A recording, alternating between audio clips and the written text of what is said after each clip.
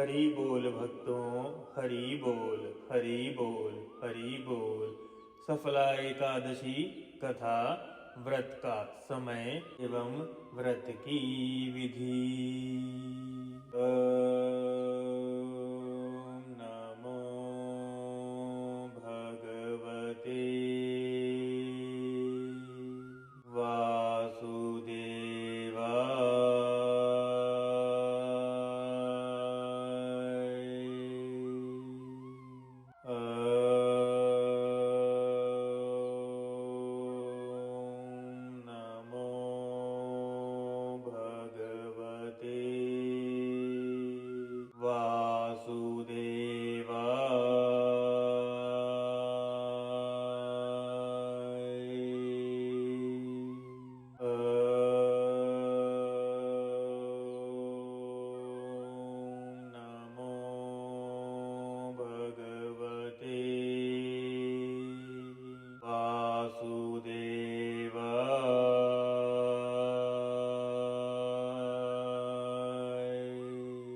हरि भक्तों, प्रभु के इस मंत्र के साथ हम कथा विधि प्रारंभ करते हैं।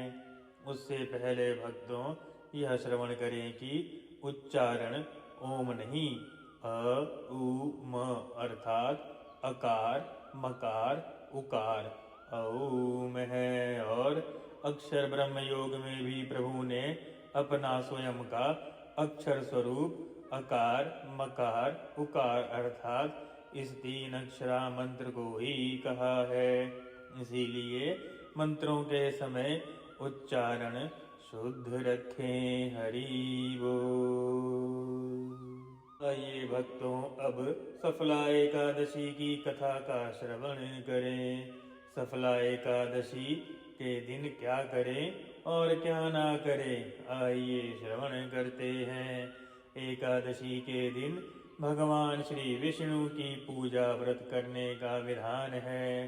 धार्मिक मत है कि सफला एकादशी के दिन विधि पूर्वक पूजा व्रत करने से साधक के सारे रुके हुए कार्य पूर्ण होते हैं और सभी प्रकार के बुरे कर्मों से रुकावटों से मुक्ति मिल जाती है।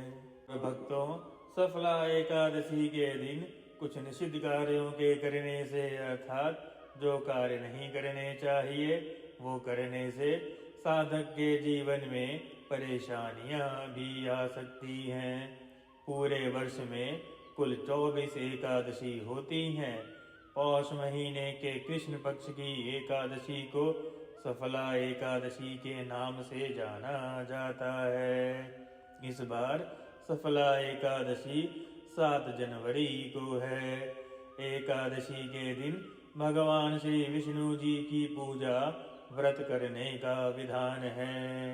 हरि भक्तों, सभी पापों का प्रायश्चित तो पुराणों में और वेदों में मिलता है, परंतु एकादशी व्रत न करने का प्रायश्चित किसी भी पुराण, किसी भी वेद और किसी भी शास्त्र में नहीं है। अर्थात इसका व्रत सबको अवश्य करना चाहिए। और यदि बुजुर्ग हैं तो उन्हें अन्न चावल अनाज का त्याग करना चाहिए और उनके अनुजों को यह व्रत करना चाहिए। और हो सके संभव हो तो सभी को यह व्रत करना चाहिए, क्योंकि एकादशी व्रत का पुण्य भी अनन्य होता है, अर्थात महान पुण्य होता है और सभी पापों से मुक्ति देने वाला होता है। एकादशी व्रत के दिन तामसिक भोजन का सेवन नहीं करना चाहिए। वैसे तो भक्तों तामसिक भोजन का सेवन कभी भी नहीं करना चाहिए। किसी का भी अपमान नहीं करना चाहिए, क्रोध नहीं करना चाहिए, लड़ाई झगड़ा नहीं करना चाहिए, अन्यथा व्रत भंग हो जाता है। किसी का बुरा नहीं सोचना चाहिए और जहाँ बुराइयां या चुगली हो रही हो वहाँ से अपने आप को हटा लेना चाहिए। हरि बोल। सफला एकादशी की पूजा विधि। एकादशी के दिन प्रातः उठकर स्नान करें, शुद्ध सात्विक वस्त्र धारण करें। अब मंदिर की सफाई करें, गंगा जल के छिड़काव से पूरे घर को शुद्ध करें। हो सके तो गौमूत्र और गोबर से घर को शुद्ध करें। इसके पश्चात भगवान श्री विष्णु की प्रतिमा स्थापित करके उन्हें पुष्प अर्पित करें, हल्दी अर्पित करें, कुमकुम और चंदन का तिलक लगाएं। इसके पश्चात फल, मिठाई और तुलसी दल अर्पित करें। अपने गुरु मंत्र का श्रवण करें, एक माला अर्थात 108 बार कम से कम। और यदि आपके पास गुरु मंत्र नहीं है तो ओम नमो भगवते वासुदेवाय, ओम नमो नारायणाय, ओम परमात्मने नमः किसी भी मंत्र का श्रवण आप कर सकते हैं। आप हरे कृष्ण हरे राम महामंत्र का भी श्रवण कर सकते हैं, क्योंकि प्रभु श्रद्धा देखते हैं। हमारे मंत्र जो हमारे मुख से निकलते हैं यह तो भौतिक शरीर से निकलते हैं और प्रभु अलौकिक हैं, अर्थात इसीलिए कहते हैं प्रभु मन की भावना देखते हैं, क्योंकि अलौकिक अर्थात हमारी आत्मा, हमारी जीवात्मा परमात्मा का अंश है। हरि बोल। हरि भक्तों, सफला एकादशी का मुहूर्त पांचांग के अनुसार पौष मास के कृष्ण पक्ष की एकादशी की तिथि 7 जनवरी 2024 को प्रातः 12:41 से प्रारंभ होगी और 8 जनवरी 2024 को प्रातः 12:46 पर संपूर्ण होगी। व्रत के पारण का समय। एकादशी व्रत के पारण का समय 8 जनवरी 2024 को प्रातः 6:39 से लेकर 8:59 अर्थात 8:59 के बीच है। पारण के दिन द्वादशी समाप्त होने का समय रात्रि 11:58 है। हरि भक्तों, एकादशी व्रत का महत्व। सफला एकादशी से तात्पर्य सफलता मिलती है। मान्यता है कि सफला एकादशी का व्रत करने से जैसे नाम में ही है सफला, अर्थात हमारे सारे कार्य सफल होते हैं। व्रत करने वाले मनुष्य को 5 सहस्त्र वर्ष तपस्या अर्थात 5000 वर्ष की तपस्या करने का पुण्य फल प्राप्त होता है। वही पुण्य श्रद्धा पूर्वक रात्रि जागरण सहित सफला एकादशी का उपवास करने से मिलता है। इसीलिए भक्तों, रात्रि में जागरण अवश्य करें और अपने सामर्थ्य अनुसार ब्राह्मण को मंदिर में और गरीबों को दान करें। हरि भक्तों, आइए अब हम पद्म पुराण में वर्णित सफला एकादशी की कथा का श्रवण करते हैं। एक एक कथा शुद्ध बोली जाएगी। पौष मास कृष्ण पक्ष की सफला एकादशी का महात्म्य। युधिष्ठिर ने पूछा, स्वामिन, पौष मास के कृष्ण पक्ष में जो एकादशी होती है उसका नाम क्या है, उसकी क्या विधि है तथा उसमें किस देवता की पूजा की जाती है, यह बतलाइए। भगवान श्री कृष्ण ने कहा, राजेंद्र, बतलाता हूँ, सुनो। बड़ी बड़ी दक्षिणा वाले यज्ञों से भी मुझे उतना संतोष नहीं होता जितना एकादशी व्रत के अनुष्ठान से होता है। इसलिए सर्वथा प्रयत्न करके एकादशी का व्रत अवश्य करना चाहिए। पौष मास के कृष्ण पक्ष की सफला एकादशी कही जाती है, अर्थात कृष्ण पक्ष में सफला नाम की एकादशी होती है। उस दिन पूर्वोक्त विधान से ही विधि पूर्वक भगवान नारायण की पूजा करनी चाहिए। एकादशी कल्याण करने वाली है, अतः इस व्रत का अवश्य ही सबको करना चाहिए। जैसे नागों में शेषनाग, पक्षियों में गरुड़, देवताओं में श्री विष्णु तथा मनुष्यों में ब्राह्मण श्रेष्ठ है, उसी प्रकार संपूर्ण व्रतों में एकादशी तिथि का व्रत सर्वश्रेष्ठ है। राजन, सफला एकादशी को नाम मंत्रों का उच्चारण करके अर्थात हरि भक्तों नाम जाप करके, नाम जाप आप हरे राम भी कर सकते हैं, राधे राधे भी कर सकते हैं, कृष्ण कृष्ण भी कर सकते हैं। जो आपको मन में प्यारा लगे, आपको उत्तम लगे, आप नाम जाप कर सकते हैं। आप राधे श्याम भी कर सकते हैं, हरि बोल।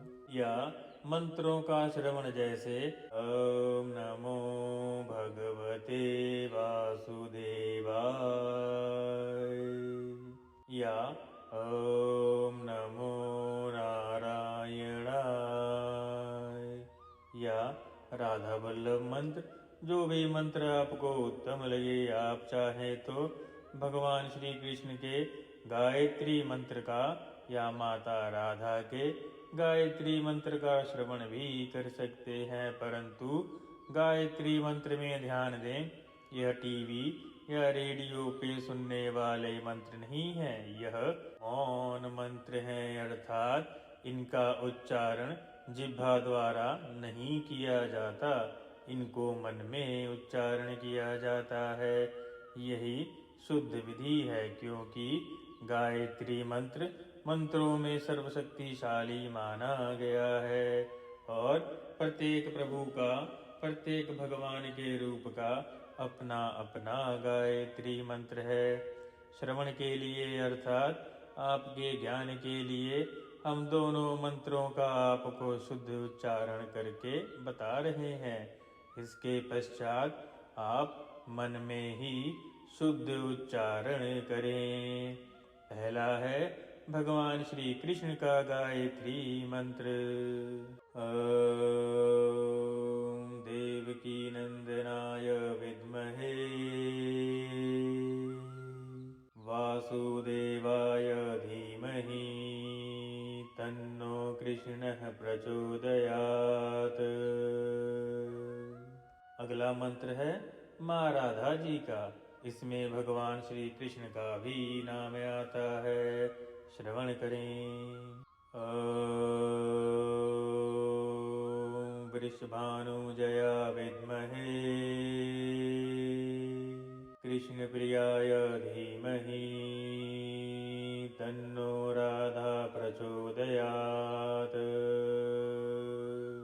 इन दोनों मंत्रों का श्रवण सदैव मौन करें। भगवान श्री कृष्ण कहते हैं, राजन, सफला एकादशी को नाम मंत्रों का उच्चारण करके फलों के द्वारा श्री हरि का पूजन करें। नारियल के फल, सुपारी, बिजौरा नींबू, जमीरा नींबू, अनार, सुंदर आंवला, लौंग, बेर तथा विशेषतः आमों के फल से देव देवेश्वर श्री हरि की पूजा करनी चाहिए। इस प्रकार धूप दीप से भी भगवान की अर्चना करें। सफला एकादशी को विशेष रूप से दीप दान करने का विधान है। रात को वैष्णव पुरुषों के साथ जागरण करना चाहिए। जागरण करने वालों को जिस फल की प्राप्ति होती है, वह हजारों वर्ष तपस्या करने से भी नहीं मिलती। निप्रश्रेष्ठ, अब सफला एकादशी की शुभ कारिणी कथा सुनो। हरि भक्तों, कथा का ध्यान से श्रवण करें। चंपावती नाम से विख्यात एक पुरी है, जो कभी राजा माहिष्मति की राजधानी थी। राजऋषि माहिष्मत के 5 पुत्र थे। उनमें जो ज्येष्ठ था वह सदा पाप कर्म में ही लगा रहता था, पर स्त्रीगामी और वेश्या आसक्त था। उसने पिता के धन को पाप कर्मों में लगाकर ही खर्च कर दिया था। वह सदा ही दुराचार परायण तथा ब्राह्मणों का निंदक था। वैष्णवों और देवताओं की भी सदैव निंदा किया करता था। अपने पुत्र को वैसा पापाचारी देखकर राजा माहिष्मति ने राजकुमारों में उसका नाम लुम्भक रख दिया। फिर पिता और भाइयों ने मिलकर उसे राज्य से बाहर निकाल दिया। लुम्भक उस नगर से निकलकर गहन वन में चला गया। वहीं रुककर उस पापी ने प्रायः समूचे नगर का धन लूट लिया। एक दिन जब वह चोरी करने के लिए नगर में आया तो रात में पहरा देने वाले सिपाहियों ने उसे पकड़ लिया, परंतु जब उसने अपने आप को राजा महिष्मत का पुत्र बतलाया तो सिपाहियों ने उसे छोड़ दिया। फिर वह पापी वन में लौट आया और प्रतिदिन मांस और वृक्षों के फल को खाकर जीवन निर्वाह करने लगा। उस दुष्ट का विश्राम स्थान पीपल के वृक्ष के निकट था। वह बहुत वर्षों का पुराना पीपल का वृक्ष था। उस वन में वह वृक्ष एक महान देवता माना जाता था। पाप बुद्धि लुब्भक वहीं निवास करता था। बहुत दिनों के पश्चात एक दिन किसी संचित पुण्य के प्रभाव से उसके द्वारा एकादशी के व्रत का पारण हो गया। पौष मास में कृष्ण पक्ष की दशमी के दिन पाप पिष्ट लुब्भक ने वृक्षों के फल खाए और वस्त्रहीन होने के कारण रात भर जाड़े का कष्ट भोगा।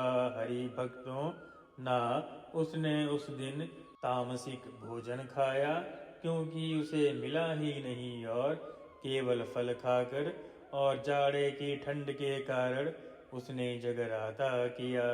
उस समय ना तो उसे नींद आई और ना ही उसे आराम मिला। वह निष्प्राण सा हो रहा था। सूर्योदय होने पर भी उस पापी को होश नहीं हुआ।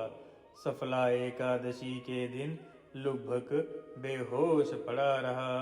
दोपहर होने पर उसे चेतना प्राप्त हुई। फिर इधर उधर दृष्टि डालकर वह आसन से उठा और लंगड़े की भांति पैरों से बार बार लड़खड़ाता हुआ वन के भीतर गया। वह भूख से दुर्बल और पीड़ित हो रहा था। राजन, उस समय लुब्भक बहुत से फल लेकर ज्यों ही विश्राम स्थल पर अर्थात अपने उसी पीपल के स्थान पर लौटा, त्यों ही सूर्यदेव अस्त हो गए। तब उसने वृक्ष की जड़ में बहुत से फल निवेदन करते हुए कहा, इन फलों से लक्ष्मीपति भगवान श्री विष्णु संतुष्ट हों। यूं कहकर लुब्भक ने रात भर जगराता किया, अर्थात उसने निद्रा नहीं ली। इस प्रकार अनायास ही उसने इस व्रत का पारण कर लिया। उस समय सहसा आकाशवाणी हुई, राजकुमार, तुम सफला एकादशी के प्रसाद से राज्य और पुत्र प्राप्त करोगे। बहुत अच्छा कहकर उसने वह वरदान स्वीकार कर लिया। इसके बाद लुब्भक का वह रूप दिव्य हो गया। तब से उसकी उत्तम बुद्धि भगवान श्री विष्णु में लग गई। हरि बोल। दिव्य आभूषणों की शोभा से संपन्न होकर उसने अकंठक राज्य प्राप्त किया और 15 वर्षों तक वह उसका संचालन करता रहा। उस समय भगवान श्री कृष्ण की कृपा से उसके मनोज्ञ नामक पुत्र हुआ। अर्थात भक्तों, पुत्र का नाम क्या था? मनोज्ञ।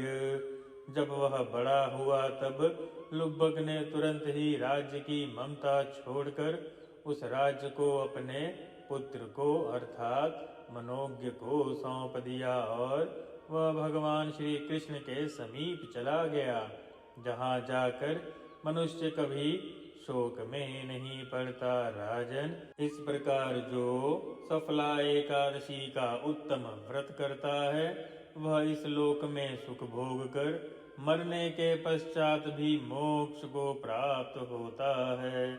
संसार में वे मनुष्य धन्य हैं जो सफला एकादशी के व्रत में लगे रहते हैं। सत्य कहें तो उन्हीं का जन्म सफल है। महाराज, इसकी महिमा को पढ़ने, सुनने और उसके अनुसार आचरण करने से मनुष्य राजसूय यज्ञ का फल पाता है। पद्म पुराण में वर्णित एकादशी सफला एकादशी महात्म्य कथा संपूर्णम्। ओम नमो भगवते